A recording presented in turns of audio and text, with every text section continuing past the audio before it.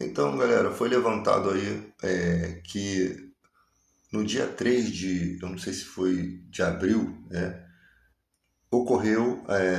foi afirmado que ocorreu ali o terremoto onde Jesus entregou seu espírito na cruz, né? Aí é relatado pelos discípulos que o terremoto, né, ele faz os sepulcros abrir, rasga o véu do santuário, né? E tem todo aquele relato bíblico.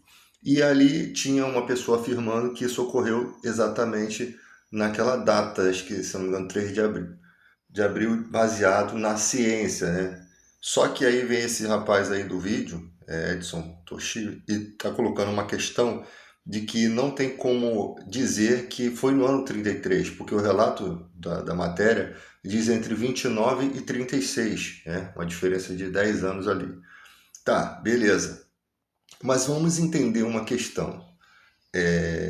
Primeiramente, ali dizem que foi um eclipse. O Sabino tinha falado que não existia eclipse solar naquela época, mas o eclipse lunar ele se encaixa exatamente naquele período ali, tá? Segundo, houve a ciência está provando que houve um terremoto que pode ser dentro daquele dia específico do ano da morte de Cristo, tá? Mesmo que não tenha uma comprovação firme, perfeitamente firme, há uma evidência. E a segunda evidência, que eu considero muito mais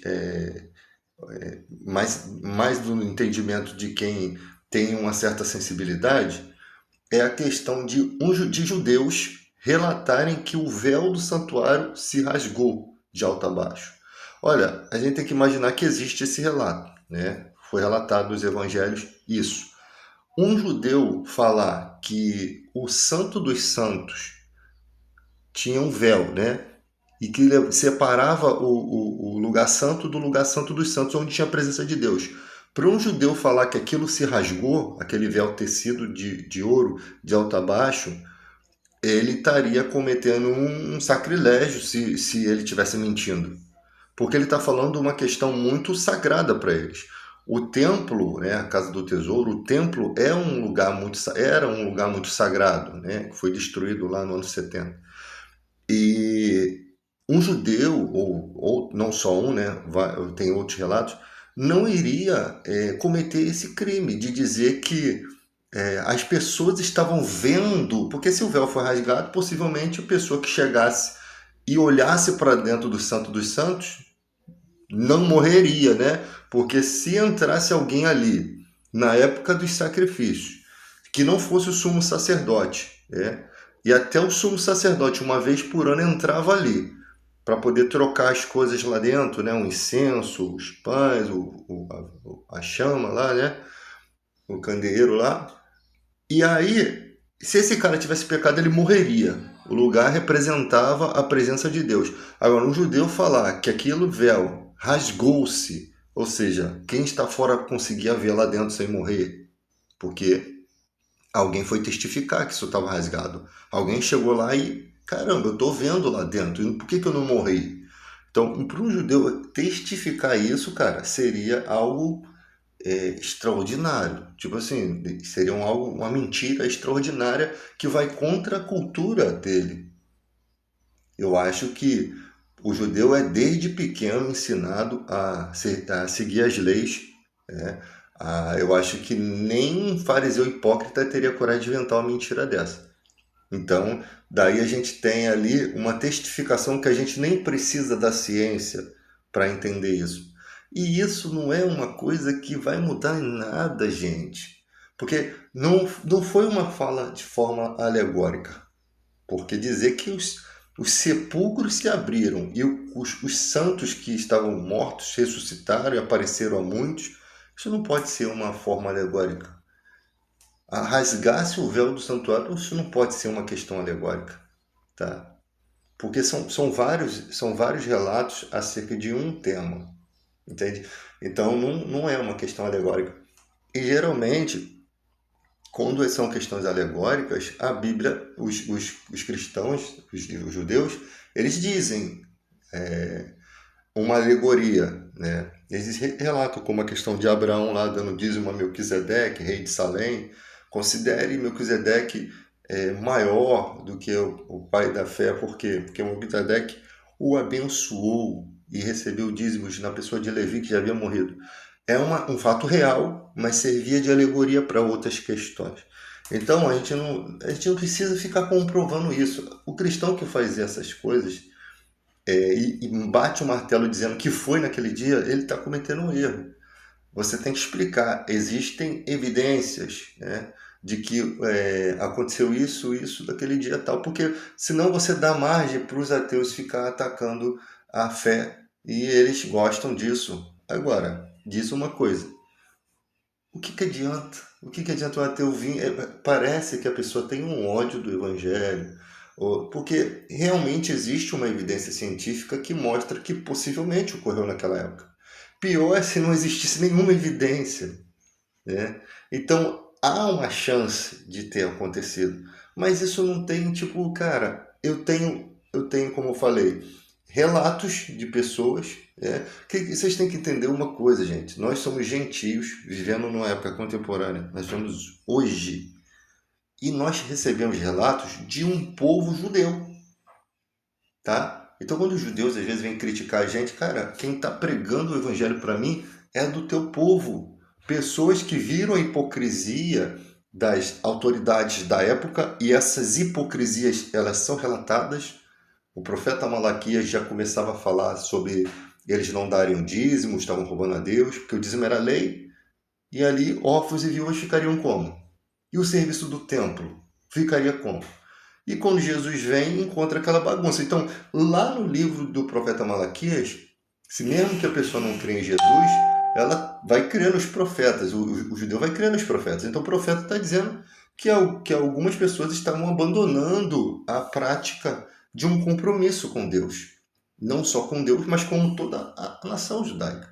E esse compromisso, você deixar de fazer esse compromisso, é falta de amor. Porque se você sabe que a viúva e que o órfão precisa se alimentar e você não devolve o dízimo de tudo que Deus deu na sua vida, e ainda com promessa, é o que o profeta está falando: tornai-vos para mim, que eu tornarei para vós outros. Fazei prova de mim, se eu não vos abrir a janela do céu e derramar sobre vocês bênçãos sem medida. Ou seja, Deus estava querendo, através deles, mostrar que Deus é o abençoador de Israel. Porque você acha que o cara está fazendo um serviço que é do agrado de Deus, que Deus não precisa de dinheiro, mas ele está fazendo um serviço, ele está mantendo a obra de Deus lá. Não estou falando para você fazer isso hoje, tá? Não é essa a pregação. Você pode fazer. Isso é o coração de cada pessoa. Mas ali o dízimo era obrigação. Por isso que o profeta fala: roubará o homem a Deus, todavia vós me roubais. E dizer: que te roubamos, Senhor? Nos dízimos e nas ofertas alçadas. Então, tornai-vos para mim, ou seja, volte às práticas, e eu tornarei para vocês. Ou seja, Deus está falando assim, cara, quem está perdendo é vocês. Porque ele fala assim: a mim me roubais, a vós, as nações todas. Ou seja, Deus queria abençoar eles de uma forma e proteger as finanças dele com esse compromisso. Por quê? Porque o cara que vai dar o dízimo, ele sabe que ele não pode pegar um dinheiro sujo da política para dar o dízimo. Ele não pode receber uma propina. Ele não pode, sabe? Ele não pode pegar um dinheiro que ele roubou do outro. Então, esse compromisso, o que adianta? Você pegar um dinheiro sujo e entregar a Deus. Você acha que Deus está vendo isso com bons olhos? Então, esse compromisso é para manter a pessoa na fé. Mantém a pessoa, todo mês ela vai lembrando, toda vez que vem um dinheiro na mão dela, ela lembrar de Deus. E primeiramente, é uma forma de Deus mecanicamente, porque o homem não faz por conta própria, fazer com que a pessoa se mantenha consciente das suas obrigações para com, não só Deus, mas para com o próximo.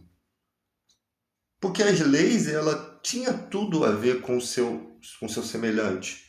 Não matarás, não adulterarás, tá? Não cobiçarás. Então, as leis de Deus, elas são práticas que você tem que ter com o seu semelhante. Fazendo isso, Deus se agrada. Fazendo isso, Deus te abençoa. Por quê? Porque você está cercado do império das trevas E a forma como Deus te guarda desse império das trevas é você praticando o certo. Para que o acusador, que Jesus vai revelar lá na frente, no Novo Testamento, não venha acusar você e ter motivo para entrar na sua vida e destruir você. Simplesmente o Novo Testamento ele é a complexidade, a completude, né, de todo o resumo espiritual. Ali, Jesus, por que Jesus passa a revelar no Novo Testamento e não no Antigo Testamento? Por que no Antigo Testamento os judeus chamavam Satanás de Beelzebul, se nem tem isso em nenhum lugar da Bíblia?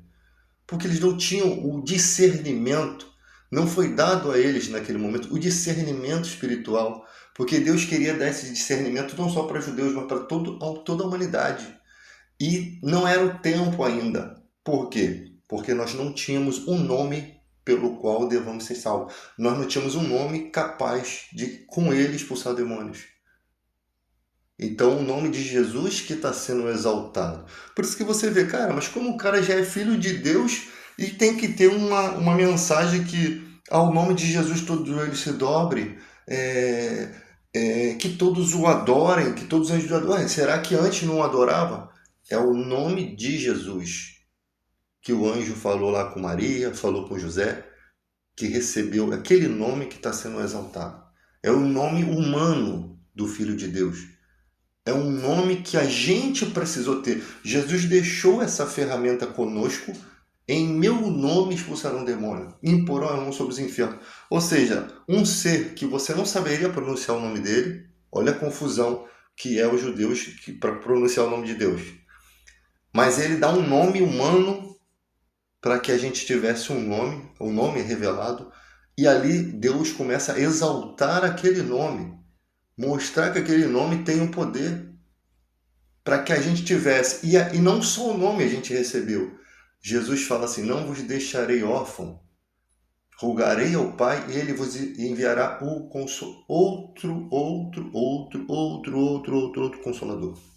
Outro. Ele é um, quando estava na terra, Ele vai enviar outro. Para estar para sempre convosco. Ele receberá do que é meu, porque ele me glorificará. Ele me glorificará, porque receberá do que é meu. Ou seja, o Espírito Santo vai fazer a vontade de Jesus aqui. Ele tá, assim como Jesus glorificou o Pai, assim como Jesus fez a vontade do Pai, tudo que o Pai fez, né? Jesus falou, não faço nada sem ter visto o Pai fazer. O Espírito Santo faz tudo em que vê Jesus orientar, porque ele é a cabeça da igreja. Nós somos os membros. Então esse é o ensinamento básico do Evangelho. Tá? Ninguém está fugindo aqui de nenhuma teoria. E a palavra usada para Espírito Santo nesses textos, ela significa consolador. Ela no texto grego, ela já significa o que consola. A própria palavra. Depois vocês vão lá e pesquisam. Né? Então, mas aí fica aquela briga. Não, Deus de três cabeças. Não, Trindade não tem na Bíblia.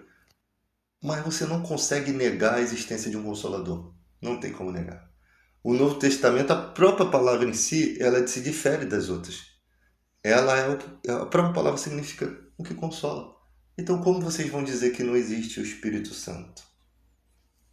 Então, não tem problema. Você vê como é que Deus faz. Mas o inferno não existe, igual esse rapaz aqui colocou. No inferno não existe. Jesus pegou umas metáforas de coisas assim que ele viu, uma fogueira, um lixo queimando e falou sobre o inferno. Tá? E lá no texto lá do Apocalipse, que é a revelação final, você tem que entender que Apocalipse, ele está se tratando de fatos finais e alguns relatos de questões espirituais, como a batalha de Miguel e seus anjos, né? E como é uma revelação para frente, não vai falar de conteúdos para trás, porque lembra que Jesus, na destruição do templo, ele disse assim, o homem da iniquidade, ao qual profetizou Daniel. Olha só, na destruição do templo, o homem da iniquidade, quando via ele, fujam, os que estiverem na Judéia fujam para os montes. Quando Jesus fala da destruição do templo, ele especifica, essa questão aqui é um cumprimento de uma profecia de Daniel. Ou seja, chegou a profecia de Daniel. O restante daqui para lá são outras profecias, são outro departamento.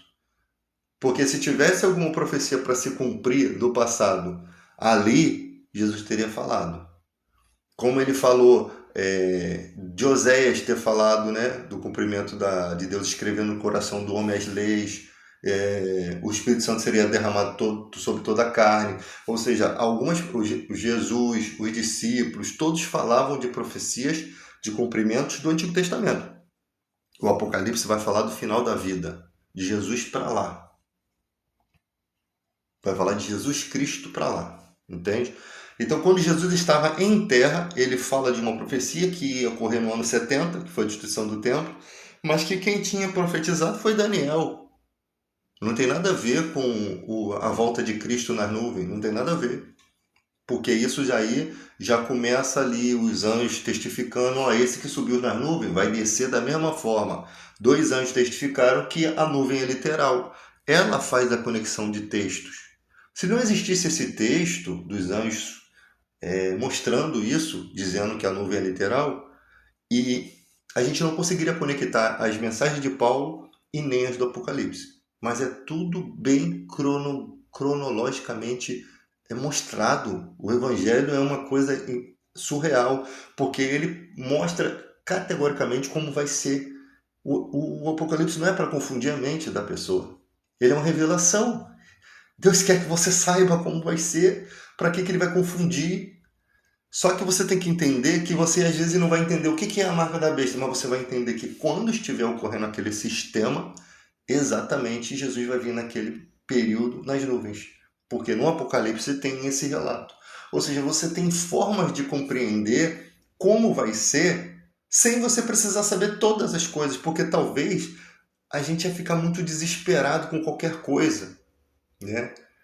Mas a gente sabe que a volta dele nas nuvens ocorre exatamente quando estiver as pessoas do mundo todo num sistema que está exigindo uma adoração, que tem um ser personificado com maldade, que engana. E por que a gente vai saber que é engano? Porque Jesus já deixou de antemão que quando ele vier, todo olho verá. Então ele fala assim, quando disser, olha só como Jesus é simples, quando disser que o Cristo está ali ou lá, não vá. Né? Porque assim como o sol se posta de um lado do ocidente, mostra-se no oriente, assim será a vinda do Filho do Homem. Ou seja, a visão de Jesus com os anjos, com as suas milícias celestiais, vai ser algo extraordinário e todo olho vai ver. E ele vai vir exatamente, vai ter testemunhas decapitadas por pessoas decapitadas por conta do testemunho, né? Vão ter pessoas sendo perseguidas, vão ter pessoas recebendo marca. Na hora você, cara, poderia ser qualquer marca. Mesmo que que aquele número 666 não fosse o próprio número, que eu creio que seja o próprio número, que ele é o nome e a imagem o nome ou a imagem ou o número, né? Da criatura que tiver, da pessoa que estiver cobrando isso. Né? E quando ele vier, ele lança vivo o falso profeta e a besta vivos dentro do lago de fogo. Aí o inferno e a morte, que são 2 palavras diferentes, também vão ser lançados no lago de fogo e enxofre, que é a segunda morte. Ou seja, o inferno não existe. Me diz então se tem inferno pior do que o lago de fogo. Eu posso chamar o lago de fogo e enxofre de uma espécie de inferno? Um lugar de tormento eterno, que diz que vai haver choro e ranger de dente, serão atormentados de dia e de noite para todo sempre. O que não entende essas pessoas é que esse lugar foi preparado para Satanás e seus anjos. Ou seja, não tem nenhuma outra criatura lá. Aí o texto de Apocalipse já vai dizer que vai ter mais. Ou seja, a besta e o falso profeta lançados vivos para dentro desse mesmo lugar. E os que não estiverem no livro da vida, que foram julgados por livros e por alguns livros de obras, né? Possivelmente, e também pelo livro da vida do Cordeiro. Esses também foram lançados lá. Quem não foi achado escrito ali foram lançados lá. O texto está apontando a finalização de todas as coisas para o lago de fogo. Como se dizendo, isso aqui que é o inferno, que arde com fogo e enxofre. Agora, por que a morte e o inferno são lançados para dentro do lago de fogo? Ué, mas todo mundo não morre igual? Por que algumas pessoas estão na morte e outras no além, no inferno? Por que o mar deu os seus mortos? O que é o mar? sabe? Então, daqui a pouco vão dizer que é uma espécie de purgatório, né? Mas mostra que a morte e o inferno são coisas que você precisa analisar. Por quê? Caraca, se todo mundo morre e vai para o mesmo lugar, por que que quando vai subir para ser julgado, a morte e o inferno vão ser lançados no lago de fogo? Ou seja, aquelas pessoas saíram do seu lugar que elas estavam, foram para ser julgadas e elas não vão retornar mais para onde elas estavam, né? Porque elas ressuscitaram. É a primeira ressurreição, né? Tanto que os decapitados por conta do testemunho, eles vão ressurgir e diz que sobre eles a segunda morte não tem poder. Ou seja, porque eles serão sacerdotes e reis. Aí a gente analisa que sobre eles não morrem mais, né? Eles renascem, eles ressuscitam, igual Jesus ressuscitou, mas só que não morrem mais. Só que esses que vão subir para ser julgados tinham uma morte e um inferno. Eles não estavam no mesmo lugar. Está bem explícito o texto. E esses dois elementos são jogados para dentro do lago de fogo. E como você me explica isso? Sabe, teologicamente, como é que se explica isso? Existem dois lugares onde esses modos estão. Ah, mas todo mundo não vai para o mesmo lugar? Como é que um está lá? Porque as palavras em grego, elas são diferentes. Entende?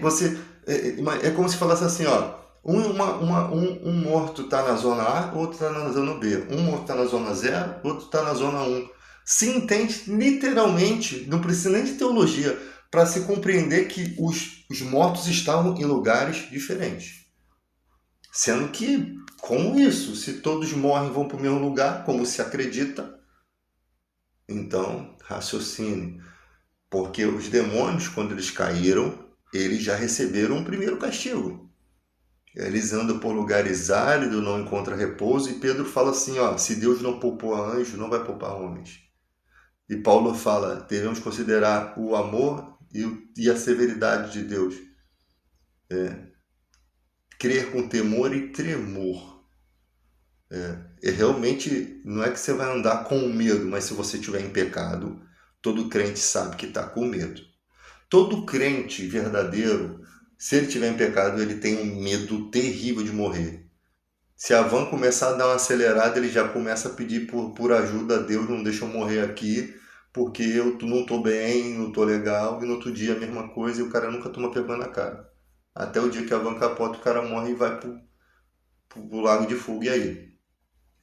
Então, é isso que é temer e tremer. Ou seja, se você está bem, você pode ter até medo, mas você sabe, você não precisa clamar a Deus desesperadamente, porque você sabe que você está bem, né? Mas ainda assim você pede proteção. Agora, se você está em pecado, pode perguntar a qualquer crente que eu sei o que eu estou falando. Acontece comigo? Acontece com todo crente. Fica desesperado. O tolo, diz a Bíblia, que ele encolariza e se dá por seguro. É aquele cara que pega o dinheiro com a agiota lá, ele sabe que ele vai levar uma coça, mas ele crê que não vai. Só que a fé dele está baseada no quê? No nada. Ele não fez o certo. Fazendo o certo de arriscar de tomar uma coça, imagina fazendo o errado. E ali o tolo se encolariza e dá-se por seguro. Ele comete as coisas erradas e depois ele fica seguro de que não vai acontecer nada com ele. É uma fé. Esse é um homem de muita fé, né? Porque não está crendo em nada, ele não tem nada para se apegar, né? Então, temos que raciocinar essas questões dessa forma. Há muitas coisas espirituais para ser faladas e conversadas para a gente ficar perdendo tempo, né? Com ateísmo, com essas coisas. Ninguém é obrigado a crer na nossa fé. Eu não sei porque só falam da nossa fé, não falam de outra religião. Ninguém persegue, ninguém quer saber como é que surgiu lá o cara lá da outra religião. Né? Mas em relação à nossa fé, todo mundo quer ter uma opinião. Que tenha. Só que entenda uma coisa, a palavra de Deus nunca volta vazia. Isaías 55:11 que diz que ela é como a chuva que não sobe para as nuvens sem antes regar a terra. Assim é a palavra que sair da minha boca nunca voltará vazia. Ou seja, vocês estão sendo bombardeados pelo Evangelho. Você vai vir debater, eu vou jogar versículo bíblico em cima de tu, você está tomando flechada da fé, flechada de amor, flechada de Deus. Porque essa palavra não vai voltar vazia. Só que quando você recebe essa palavra, você está aflito. Porque o diabo vai perseguir essa palavra. Não diz que Satanás cega os entendimentos dos incrédulos para que não enxergue a luz que há em Cristo? E na parábola do semeador, que isso não são versículos que eu estou jogando aleatoriamente, não. A palavra do semeador diz que Satanás persegue a semente. E isso é uma semente. A palavra de Deus é a espada do Espírito. Isso é uma semente que está sendo lançada. Então, você vem debater, eu jogo o versículo bíblico, tu já tomou, sem saber, tu já tomou a flechada de Deus. Ela não vai voltar vazia, irmão. Ela vai transformar a sua vida, ela vai mexer com a tua... Porque a palavra de Deus, ela fala ao teu espírito, ela vai lá dentro, ela faz, ela modifica. Ela não volta para Deus vazia. Deus não lançou em vão. Essas palavras bíblicas são de Deus. E agora, se vão duvidar, se não importa, porque eu duvidava no passado, com todo mundo foi um ateu ou um cara que cria numa religião doida. Todo mundo já foi. E como é que a gente está aqui discutindo sobre defendendo uma fé de coisas que a gente nunca viu? Ninguém viu o anjo, não viu Deus, não viu Jesus. Como é que eu posso acreditar? Porque a Bíblia diz que ele escreveria no nosso coração as suas leis. E isso está se cumprindo. E por que o outro não acredita? Porque a Bíblia também diz que o mundo não entende as coisas do Espírito. Elas se discernem espiritualmente. Eles não sabem como é, entende? Ele não foi iluminado. Acreditam em qualquer coisa.